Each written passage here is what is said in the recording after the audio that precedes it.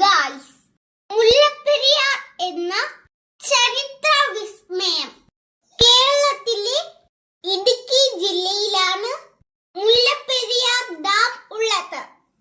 John ഫെന്നിക്യുക്ക് ആണ് മുല്ലപ്പെരിയാർ ഡാമിന്റെ architect. 1887 ശിലാസ്ഥാപന കർമ്മം നടന്നത്. 1895 ജോൺ ഫെന്നിക്യുക്കിന്റെ നേതൃത്വത്തിൽ ഡാമിന്റെ പണി